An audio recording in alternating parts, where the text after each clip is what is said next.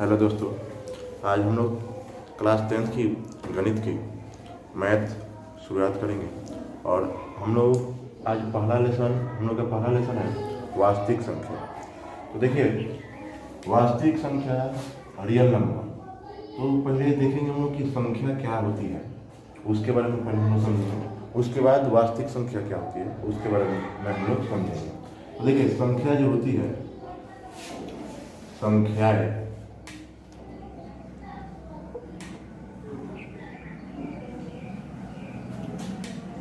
दो प्रकार की होती है। कौन कौन? वास्तविक संख्या, एक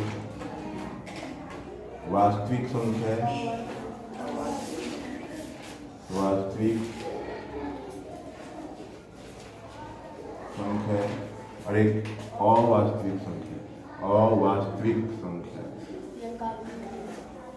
अवास्तविक या इसी का एक और नाम है काल्पनिक।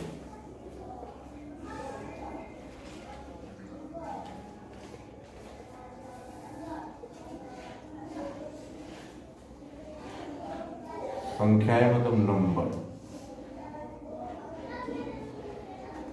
वास्तविक संख्या है रियल नंबर।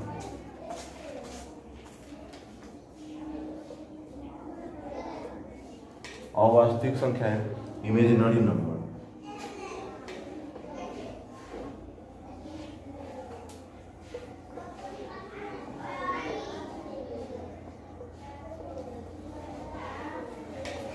देखिए, संख्याएं जो होती है, जैसे 1/2, -7, -3/4, -3 डॉट डॉट, ये सब क्या है? संख्याएं हैं।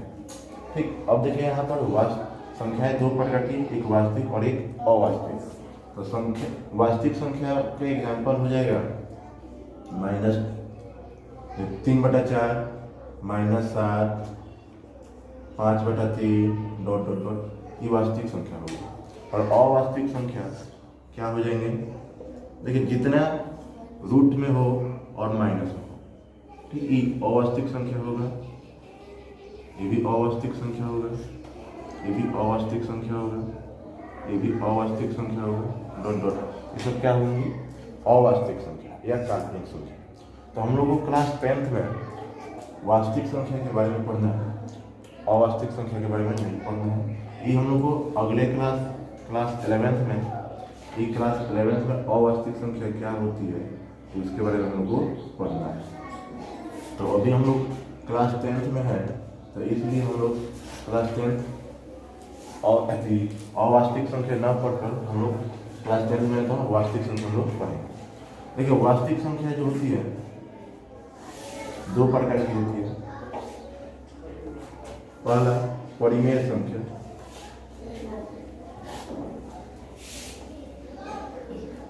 परिमेय संख्या,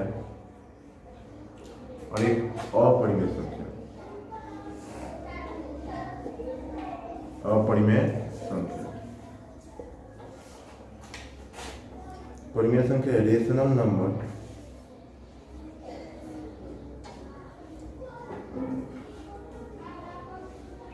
और अपरिमेय संख्या इरेशनल नंबर।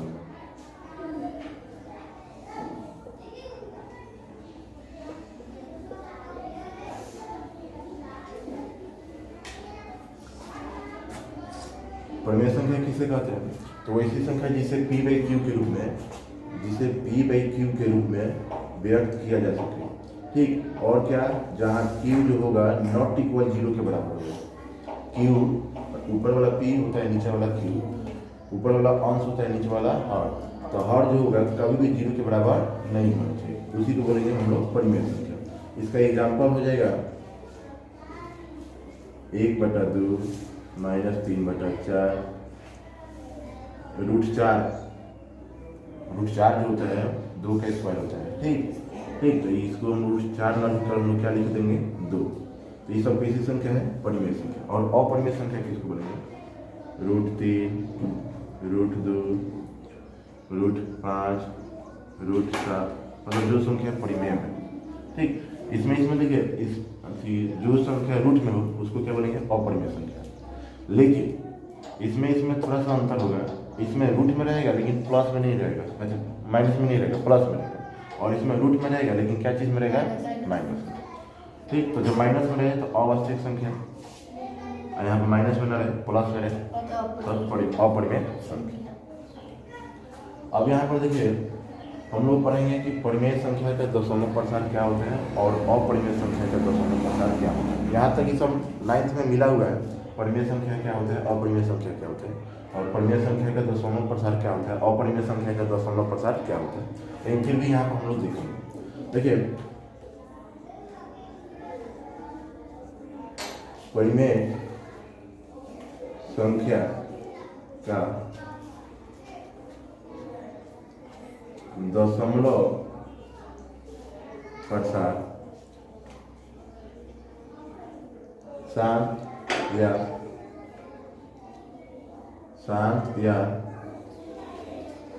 अशांत आवर्ती होता है, शांत या अशांत आवर्ती होता है। किसका, तो परिमेय संख्या। और अपरिमेय संख्या का, अपरिमेय संख्या का दशमलव प्रसार अशांत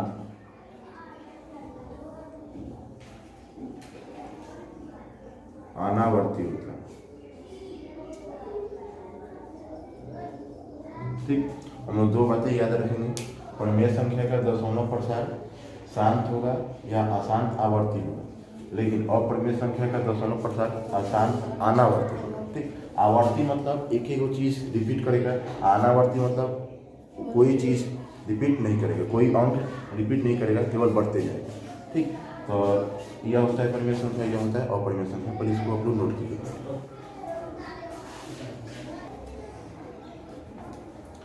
देखिए शांत, अशांत और अशांत अनावर्ती क्या होता है वो हम लोग देखेंगे। जैसे हम एग्जाम्पल लिए 1/8, क्या एग्जाम्पल लिया है, 1/8। तो इसका मतलब क्या हुआ, 1/8 का मतलब 1 में 8 से भाग देना, 1 में 8 से भाग देना। तो देखिए यहाँ पर 1 जो है 8 से छोटा है, 1 जो है 8 से क्या है, छोटा है, तो भाग नहीं लगेगा। तो ये काम करेंगे, पॉइंट देंगे, पॉइंट देने से पहले 0 लगा दिए, उसके बाद पॉइंट दिए, तो पॉइंट दे दिए तो यहाँ पे एक 0 उतरेगा, एक शून्य अंक उतर देंगे। अब यहाँ पे देखिए 1 मतलब 2 पॉइंट लगाएंगे, तो यहाँ पर जब तक कट न जाए तब तक हम 0 बैठा सकते हैं। ठीक, तो 8 दूना 16,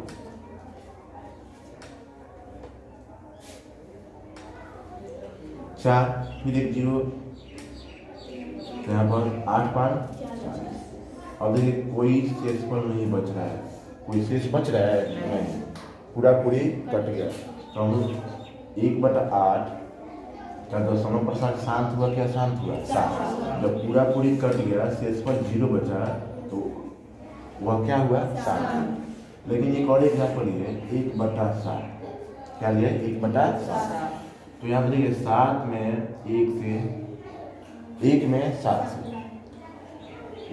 से भाग देंगे, तो देखिए 1 जो है छोटा है 7 से, तो फिर पॉइंट देंगे, तो यहाँ पे एक 0, 1 में जब घटाएंगे तो क्या होगा 3, फिर यहाँ पर 0, 7 चौका 28, यहाँ पर 2, फिर यहाँ पर 0, 7 दूना 14, यहाँ पर 6, यहाँ पर 0, फिर हो जाएगा 7 8 है 14,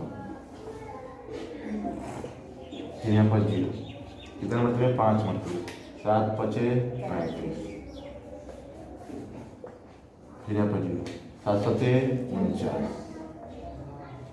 फिर देखिए यहाँ पर 1 हो गया, तो फिर यहाँ पर 0, 7 कम, फिर यहाँ पर 3, फिर यहाँ पर 0, 7 चौका 28। अब देखिए यही वाला अंक जो है रिपीट करना स्टार्ट कर दो, 1 फिर 4, फिर आगे बढ़ेंगे तो 2 आएगा, फिर आगे बढ़ेंगे 8 आएगा, 5 आएगा, 7 आएगा, मतलब कभी भी कटेगा नहीं, यही अंक रिपीट करते जाएगा। ठीक, तो अब यहाँ पर देखिए अंक यहाँ पर कट नहीं रहा है और एक ही अंक रिपीट कर रहा है, तो रिपीट करने का मतलब हुआ आवर्ती। रिपीट करने का मतलब होगा आवर्ती। तो यहाँ पर जो दशमलव प्रसार निकला वो क्या मिला, आसान। नहीं पूरा पूरी कट रहे तो उसको हम बोलेंगे आसान, आसान। और एक एक वो चीज रिपीट कर रहे हैं तो वहाँ पर हम बोलेंगे आवर्ती। तो 1/7 परिमेय संख्या है, लेकिन उसका दशमलव प्रसार क्या होगा, आसान आवर्ती। 1/8 परिमेय संख्या है, लेकिन इसका दशमलव प्रसार क्या होगा, शांत। तो शांत कैसे होता है, अशांत कैसे होता है, इतना आप लोगों को क्लियर हुआ। अब देखिए अनावर्ती क्या होता है, जैसे मान लीजिए √2 है, क्या है √2। तो √2 का वैल्यू होता है 1.414, 2 3 5 6 इसी तरह डॉट डॉट। तो यहाँ पे देखिए दशमलव के बाद अंक आ रहा है, लेकिन कोई अंक रिपीट नहीं कर रहा है। यहाँ पर देखिए 4 1 फिर 4, तो यहाँ पर 4 के बाद 1 आया है, यहाँ पर 4 के बाद 2, यहाँ पर 3 5 6, मतलब कोई अंक रिपीट नहीं कर रहा है। देखिए ना रिपीट कब करते हैं, जब यहाँ पर 4 के बाद 1 आया था, फिर यहाँ पर भी 4 के बाद 1 आया था, तो तब ना। तो यहाँ पर देखिए अलग अलग अंक आ रहा है, कट नहीं रहा है और अलग अलग अंक आ रहा है, ठीक, बढ़ते जा रहा है। तो इसको बोलेंगे आसान, नहीं कट रहे तो आसान, और अलग अलग अंक आ रहा है, कोई अंक रिपीट नहीं कर रहा है, तो इसीलिए बोलेंगे उसको अनावर्ती। ठीक, तो यह होगा आसान अनावर्ती। तो शांत कब होता है, अशांत कब होता है, अशांत अनावर्ती कब होता है, समझ में आया। √2 कैसी संख्या है, अपरिमेय। तो अपरिमेय संख्याओं का दशमलव प्रसार क्या होता है, अशांत अनावर्ती। 1/7 कैसी संख्या है, तो परिमेय। तो परिमेय का होता है शांत होता है, और ये क्या होता है, अशांत अनावर्ती। इतना चीज क्लियर हुआ तो नोट कीजिए।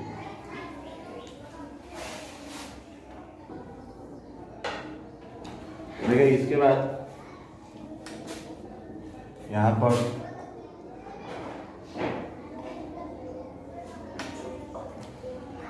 एक छूट गया था,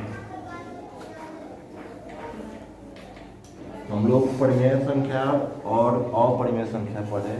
परिमेय संख्या का क्या होता है, दशमलव प्रसार शांत होता है या अशांत आवर्ती होता है, और अपरिमेय संख्या का दशमलव प्रसार कैसा होता है, अशांत अनावर्ती। ठीक, अब यहाँ पर देखिए हम लोग पढ़ रहे हैं अभी, अब अपरिमेय संख्या का प्रकार नहीं होता है, लेकिन परिमेय संख्या का प्रकार होता है।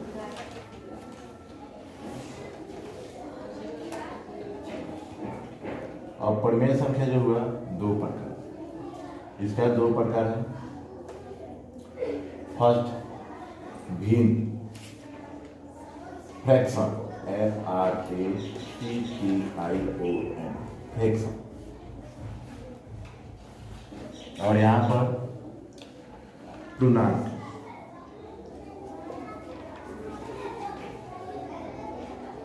इंटीजर।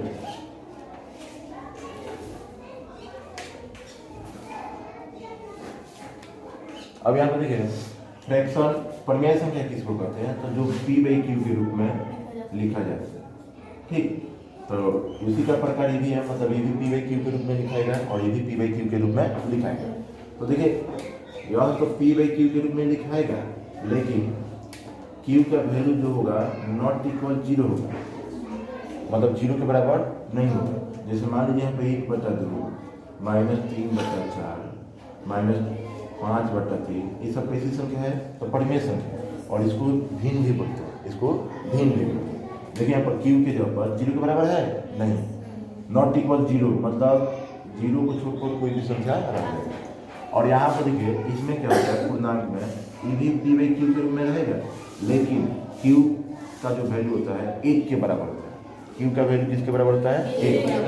जैसे में देखिए यहाँ पर 3 रहे, -3 रहे, 4 रहे, -4 है, तो देखिए बट्टा में यहाँ पर ऊपर तो p है, लेकिन नीचे q के जगह क्या है, 1। एक क्या होता है, छुपा रहता है, तो लिखना जरूरी नहीं होता है। क्यों, क्योंकि देखिए यहाँ पर 3/1 लिखेंगे तो अभी क्या होगा, 3 है, तो उससे अच्छा 3 ही लिखे ना, मतलब 1 छिपा रहता है। तो यहाँ पर देखिए पूर्णांक में क्या होता है, q के जगह पर 1 रहता है, और भिन्न में क्या होता है, q के जगह पर 0 को छोड़कर बाकी कोई भी संख्या नहीं।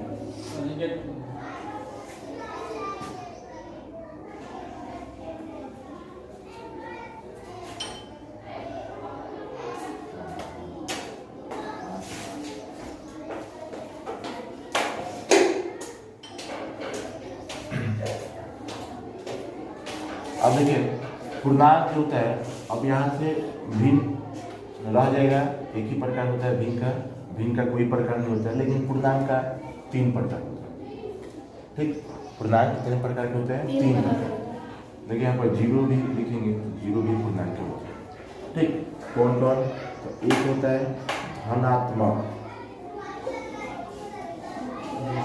धनात्मक पूर्णांक, शून्य पूर्णांक,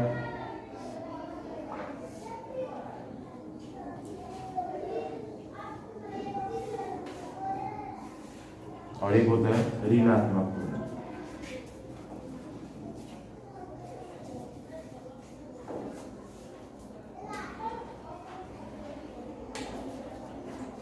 पॉजिटिव इंटीजर, शून्य मतलब 0 इंटीजर,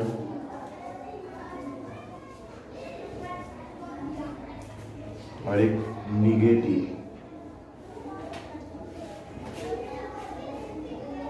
इंटीजर। धनात्मक पूर्णांक में क्या क्या आते हैं? +1, +2, +3, +4 डॉट डॉट डॉट। ये कैसा पूर्णांक है? धनात्मक। यह जो होता है शून्य में केवल 0 ही आता, और ऋणात्मक में -4, -3, -2, -1। ये कैसा पूर्णांक है? ऋणात्मक। यह शून्य पूर्णांक है, यह धनात्मक। अगर यहाँ पर केवल 4 लिख रहे हैं तो ये कैसा पूर्णांक है? धनात्मक। क्यों? क्योंकि प्लस चिन्ह छिपा रहता है, माइनस चिन्ह छिपा नहीं रहता है, प्लस चिन्ह छिपा रहता है। अगर 0 है तो शून्य पूर्णांक, और यहाँ पर -2 है तो ऋणात्मक पूर्णांक, निगेटिव इंटीजर। तो पूर्णांक क्या होता है समझ में आया? धनात्मक पूर्णांक क्या होता है, ऋणात्मक क्या होता है, शून्य पूर्णांक क्या होता है, तीनों समझ में आया? इसको अपना नोट कीजिए।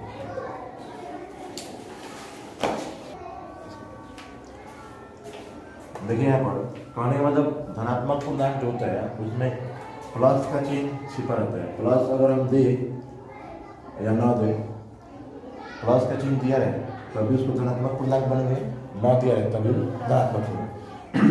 ऋण में ऋणात्मक पूर्णांक में माइनस रहता है। अब यहाँ पर देखिए 1, 2, 3, 4, 5, 6, 7।